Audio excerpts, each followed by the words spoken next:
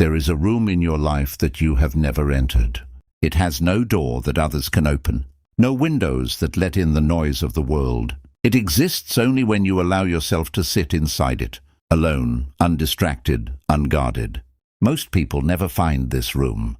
They fill every silence with noise, every empty hour with a screen, every quiet moment with someone else's voice. They mistake constant company for a full life and constant noise for happiness. But there was a Roman emperor who ruled the most powerful empire on earth, who could have surrounded himself with servants, generals, and endless distraction every single hour of every single day, and yet he chose, deliberately, night after night, to retreat into silence.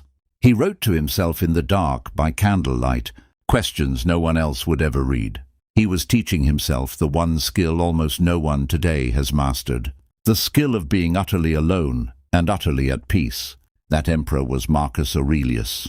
And what he discovered in that solitude is something that could change the entire direction of your life, starting today. Welcome back to Wisdom of the Stoics, the place where ancient wisdom meets modern struggle, where the words of emperors, slaves, and philosophers become tools you can actually use to build a stronger, calmer, more powerful version of yourself. If you are new here, consider hitting that subscribe button, because every week we take the timeless teachings of Stoicism and turn them into a practical guide for living better in a world that has never been louder, faster, or more overwhelming. And if you have been here before, you already know what is coming. So settle in, because today we are talking about something the modern world has almost completely forgotten how to do. We are talking about solitude, the deliberate, disciplined, transformative practice of being alone with your own mind, and why the ancient Stoics believed it was one of the most powerful tools a human being could ever develop. Before we go further, I want you to ask yourself something honestly. When was the last time you sat in silence, with no phone, no television, no music, no conversation for even 10 full minutes? Not falling asleep, not distracted, just present, alone, thinking. If you cannot remember, you are not alone in that either. Studies on modern attention have shown that many people would rather give themselves a mild electric shock than sit alone with their thoughts for 15 minutes. Let that sink in for a moment. We have become a species that finds its own mind unbearable to be around. And that, according to the Stoics, is precisely the problem solitude was designed to solve. This video is going to take you through the philosophy, the history, and the practical path of Stoic solitude. We will explore why Seneca warned about the crowd more than almost anything else in life. We will look at how Epictetus, a man born into slavery, found more freedom in his own mind than most free men ever find in their entire lives. We will examine Marcus Aurelius and the private notebook that became one of the most read philosophical texts in human history, a notebook he never intended for anyone else's eyes. And by the end, you will understand exactly how to build your own practice of solitude, one that does not isolate you from the world, but instead prepares you to return to it stronger, clearer, and more at peace than you have ever been. So if that sounds like something you need right now, stay with me, because this one might change how you spend the rest of your life. Let's begin with a distinction that changes everything, because most people confuse two very different experiences. And that confusion is exactly why they run from being alone. There is loneliness and there is solitude. They can look identical from the outside, a person sitting by themselves in a quiet room. But on the inside they are almost opposites. Loneliness is the ache of feeling disconnected, unseen, unwanted. It is a wound. It whispers that something is missing, that you are incomplete, that the silence around you is evidence of your own inadequacy. Loneliness is what happens to a person who wants connection and cannot find it, and so the silence feels like punishment. Solitude is different. Solitude is chosen. Solitude is the quiet a person walks into on purpose, not because they are running from people, but because they are running toward themselves. Solitude does not whisper that something is missing. Solitude says, finally, we can hear clearly. The Stoics were not advocates of loneliness. They were not hermits who despised human connection. Marcus Aurelius ruled an empire filled with people wrote extensively about our duty to others, about justice, about community. Seneca had friends he loved deeply and wrote to constantly. Epictetus ran a school full of students. These were not men who hated society, but every one of them understood something that we have largely lost, which is that a person who cannot be alone with their own mind will never truly be free, no matter how many people surround them. Seneca wrote about this with a piece of imagery that still lands like a punch centuries later. He said that being among a crowd is dangerous, because no matter how good a person's character is, exposure to a crowd for even a short while will chip away at it, will make it worse, will pick something up that it did not have before. Think about that. He was not talking about violent mobs or dangerous strangers. He was talking about ordinary crowds, ordinary gatherings, ordinary daily exposure to other people's noise, opinions, moods, gossip, and distractions.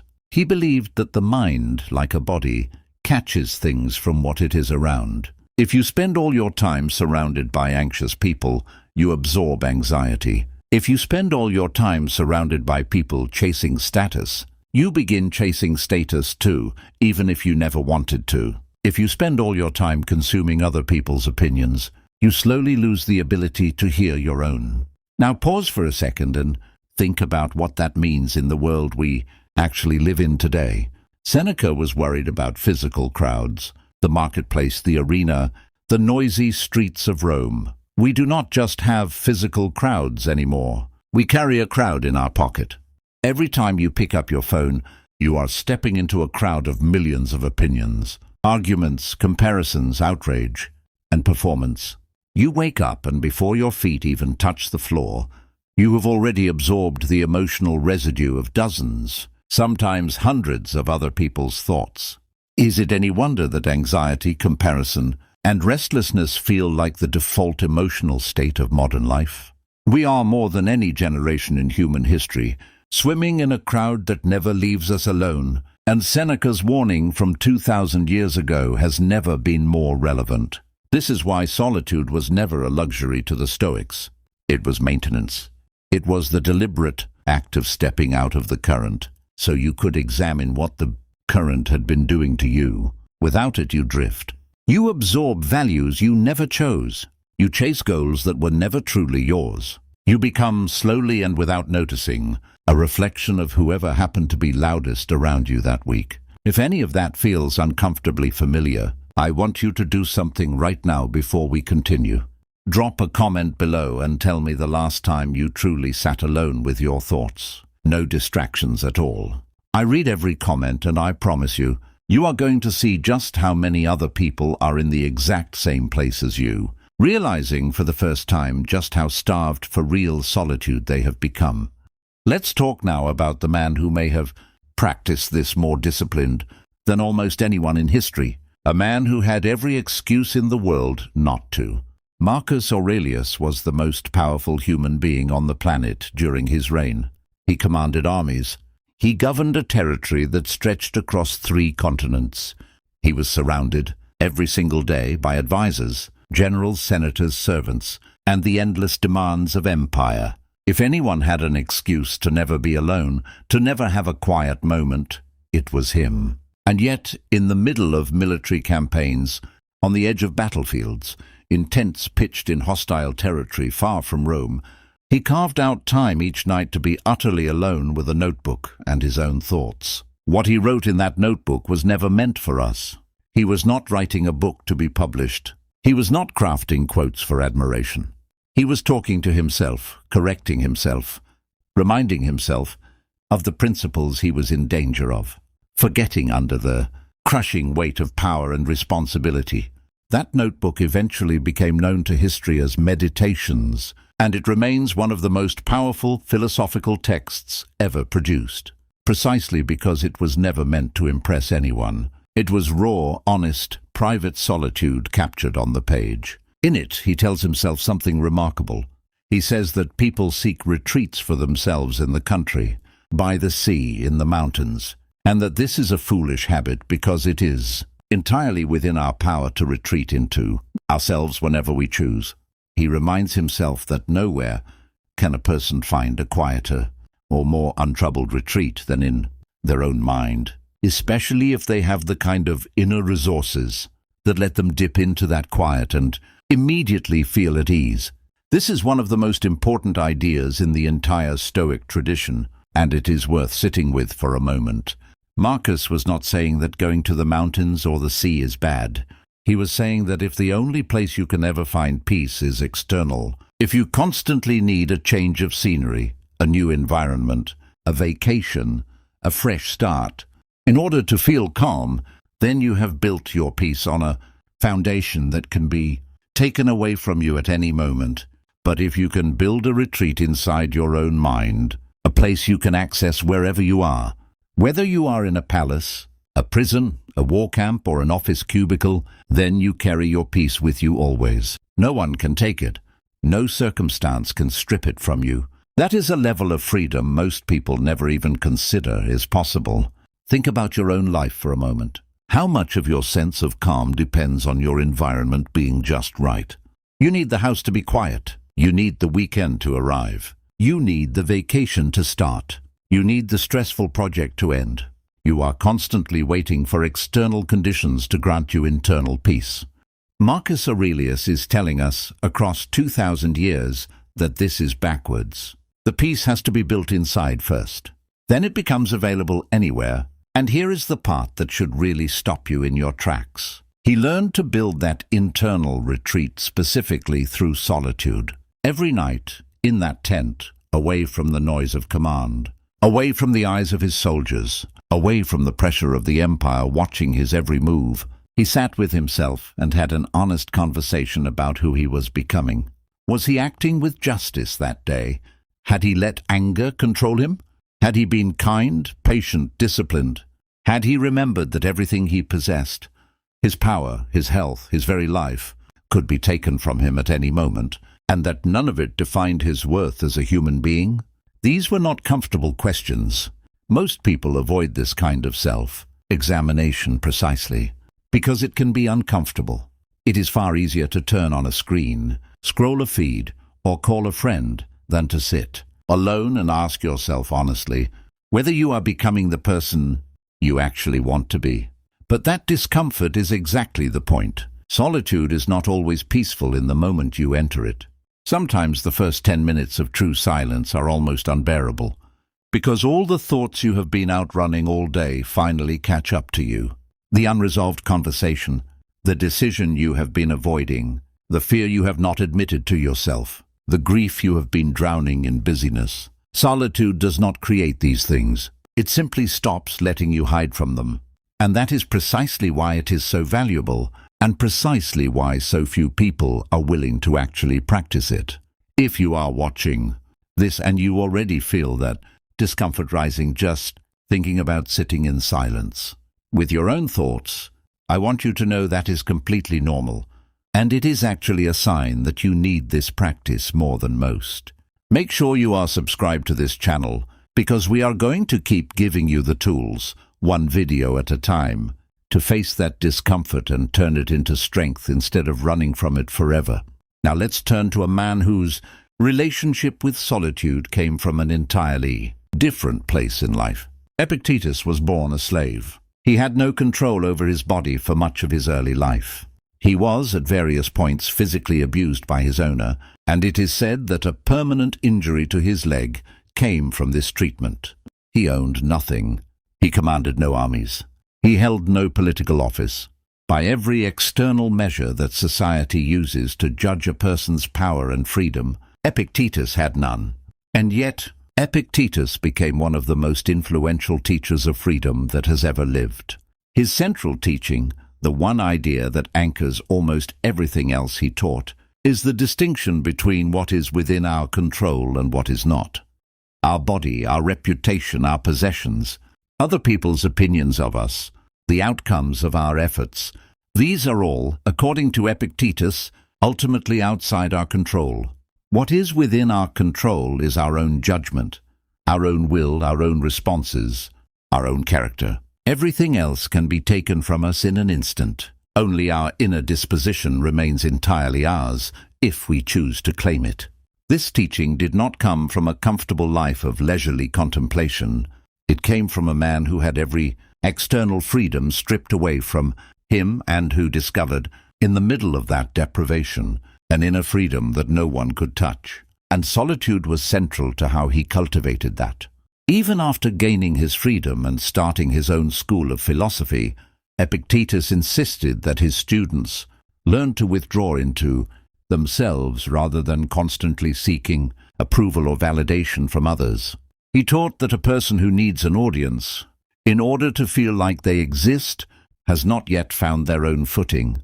He wanted his students to be able to examine their own judgments without needing anyone else's confirmation that those judgments were correct.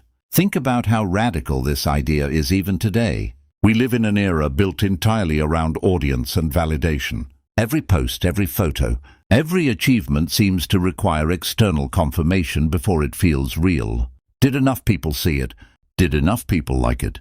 Did enough people comment? Epictetus, a man who lived 2,000 years before social media existed, had already diagnosed this exact trap.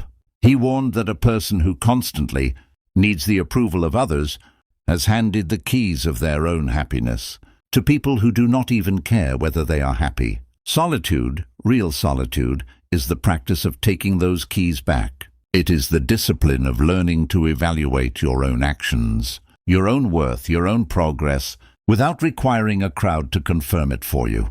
This does not mean isolating yourself from feedback or refusing all outside perspective. That would be its own kind of foolishness.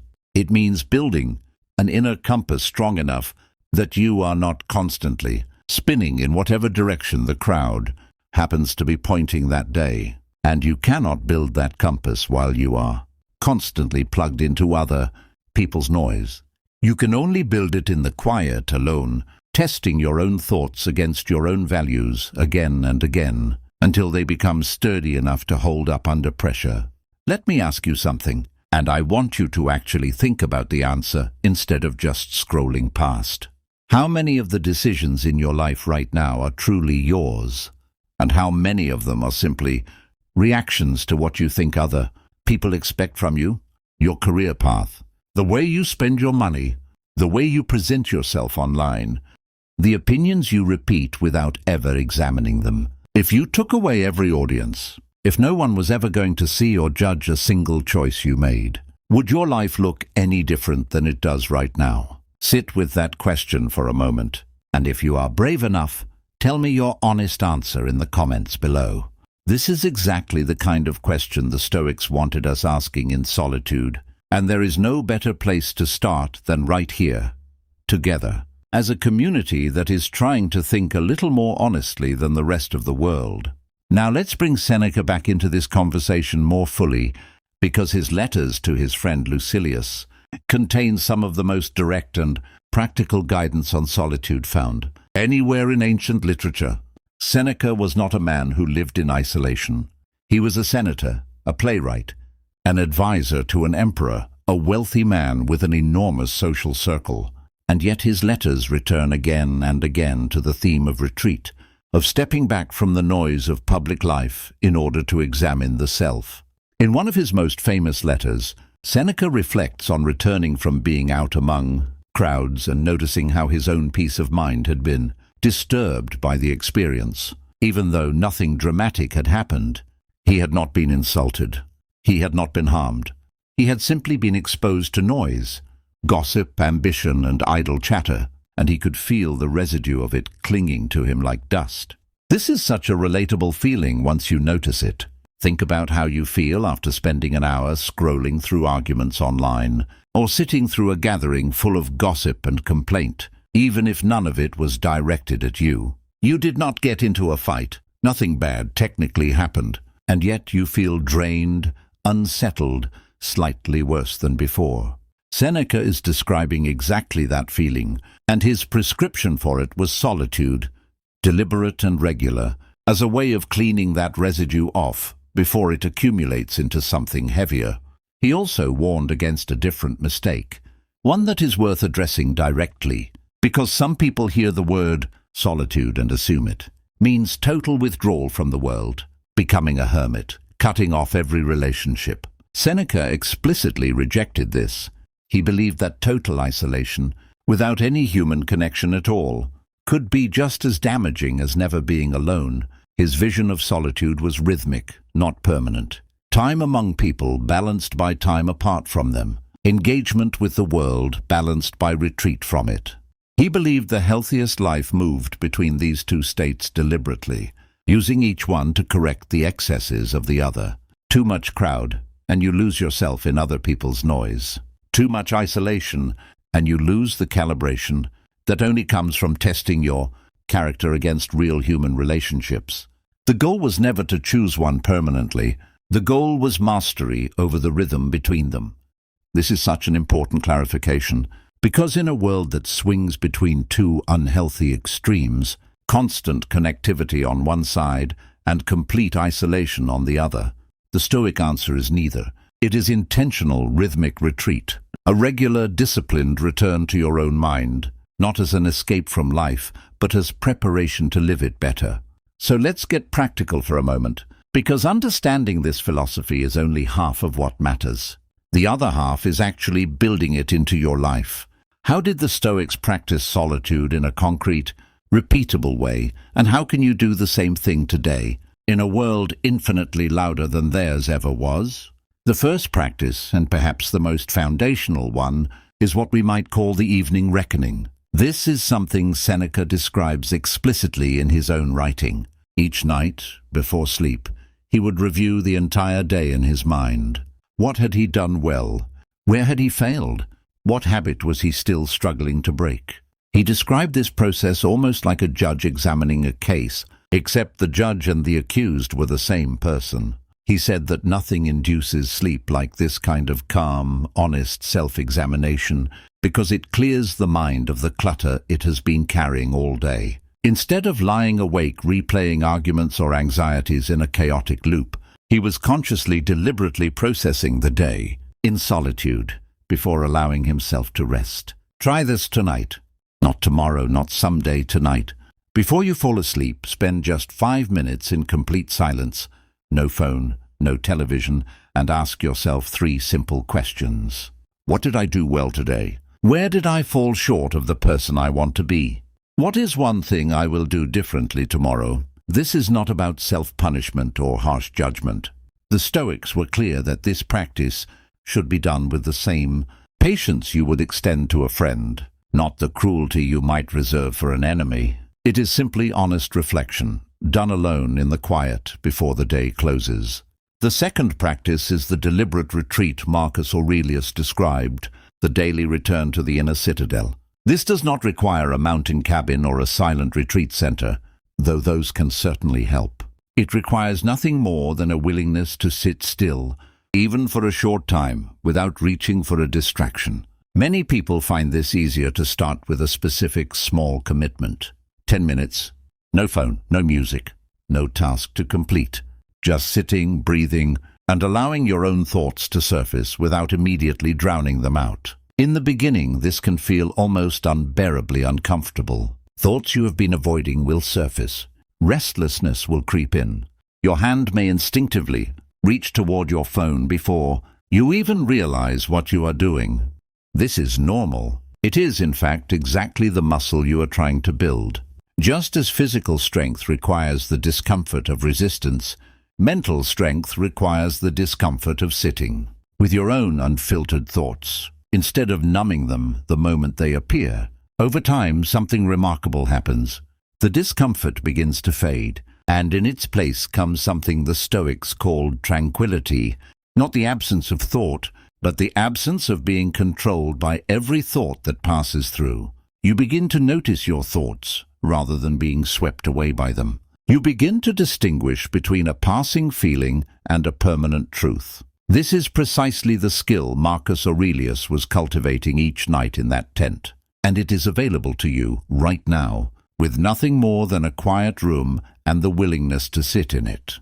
The third practice comes directly from Epictetus, and it involves examining your judgments without needing anyone else to confirm them. This is best done through simple, honest journaling, alone, without the intention of ever showing it to anyone. Write down a situation that troubled you that day.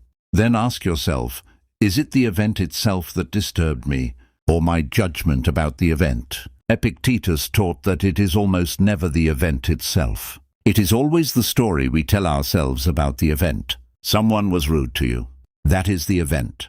Your judgment might be that this means they do not respect you, or that you must have done something wrong, or that the whole day is now ruined. Notice how much of the disturbance comes from the judgment, not the event itself. In solitude, without anyone else's opinion clouding the process, you can begin to separate these two things clearly.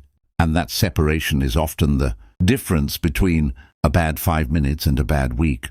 Let's talk now about the obstacles, because I know exactly what some of you are thinking right now. You are thinking, this all sounds wonderful, but my life does not have room for this. I have children who need me every waking hour. I have a job that keeps me connected around the clock. I do not have a quiet tent to retreat into like an emperor with an entire army protecting his solitude. This is a completely fair objection, and it deserves a real answer, not a dismissive one. Here is the truth. Marcus Aurelius did not have unlimited free time either. He was, quite literally, one of the busiest human beings alive during his reign, managing wars, plagues, political conspiracies, and the daily administration of a massive empire. He found his solitude in stolen moments, a few minutes here, a quiet hour there, carved deliberately out of an impossibly demanding schedule. The lesson is not that you need hours of free time in order to practice solitude. The lesson is that you need the discipline to protect small pockets of time, fiercely, the same way you would protect any other priority you consider non-negotiable. This might mean waking up 10 minutes earlier than everyone else in your house, before the demands of the day begin. It might mean sitting in your car in silence for 5 minutes before walking into work, instead of immediately turning on a podcast or making a phone call.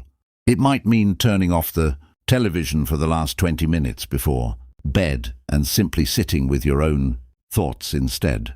These are small windows, but small windows practiced consistently build the same inner strength as longer ones. The goal is not to become a monk who disappears from the world for hours every day. The goal is to build the habit of returning to yourself, briefly but consistently, so that the muscle is there when you truly need it, in moments of crisis, grief, decision, or doubt. And this brings us to perhaps the most emotionally important part of everything we have discussed today. Why does any of this actually matter? Why should you care about building a practice of solitude when your life is already full, already busy, already demanding more of you than you sometimes feel you can give? Here is why it matters. There will come a moment in your life, and if it has not come already, it will come, when you are faced with something no other person can carry for you. A diagnosis, a loss, a decision that will alter the entire direction of your future. A betrayal that leaves you standing utterly alone with a truth you must now face. In that moment, all the external noise you have surrounded yourself with your entire life will fall completely silent, because none of it was ever built to hold you up in that kind of moment. Your phone cannot carry that weight. Your social feed cannot carry that weight. The crowd cannot carry that weight. In that moment, you will be entirely alone with your own mind, whether you have prepared for it or not. The question this video is really asking is simple. When that moment comes, and it will come, will your mind be a place of chaos? A stranger you have never spent real time with, full of unexamined fears and unresolved noise? Or will it be, as Marcus Aurelius described it, a quiet retreat you have already learned to enter, a place you can return to instantly and find, even amid the wreckage of circumstance, a measure of peace that nothing external can take away? This is not a small question. This is in many ways the entire purpose of Stoic philosophy distilled into a single practice. Solitude is not an escape from life. It is training for the moments in life that no one else can walk through with you. Every time you sit in silence and resist the urge to numb your own mind, you are practicing for the day you will need that strength the most. Every time you honestly examine your judgments instead of outsourcing your peace to other people's opinions. You are building the inner citadel that Marcus Aurelius wrote about, brick by brick in the quiet hours no one else ever sees. I want to share something with you before we move toward closing this out, something worth sitting with. Seneca, near the end of his life, facing the very real threat of execution by an emperor who had turned against him, is recorded as having remained remarkably composed, spending his final hours in conversation and reflection rather than panic. Whatever you believe about the details of ancient historical accounts, the philosophy behind that composure is undeniable. A person who has spent years training their mind in solitude, examining their judgments, separating what they can control from what they cannot, building an inner peace that does not depend on external circumstance. That person faces even the harshest moments of life with a steadiness that looks, to everyone watching, almost unbelievable. It is not unbelievable. It is simply the visible result of an invisible practice, repeated quietly for years alone. Most people will never build this, not because they are incapable, but because they never start. They keep waiting for life to slow down before they begin practicing stillness, not realizing that stillness is a skill you build precisely so that you are ready before life slows down for you, often without warning and often at the worst possible time. So here is my challenge to you, and I want you to actually do this, not just nod along and move on to the next video. Tonight, find just 10 minutes. Turn off your phone. Turn off the television. Do not fill the silence with music or a podcast about how to be more productive. Just sit in whatever room you find yourself in and let the silence be uncomfortable if it needs to be uncomfortable. Notice what comes up. Notice what you have been avoiding. Notice how strange it feels to simply exist without performing, without consuming, without distracting yourself from your own presence. That discomfort is not a sign that something is wrong with you. It is a sign of exactly how far the noise of modern life has pulled you from yourself. And it is the first step back. Do this again tomorrow, and the day after that, not as a rigid, joyless obligation, but as a returning, the same way Marcus Aurelius returned to his notebook each night, the same way Seneca returned to his evening reckoning, the same way Epictetus taught his students to return to their own judgments, rather than the noise of the crowd. Over time, that returning becomes less uncomfortable and more like coming home.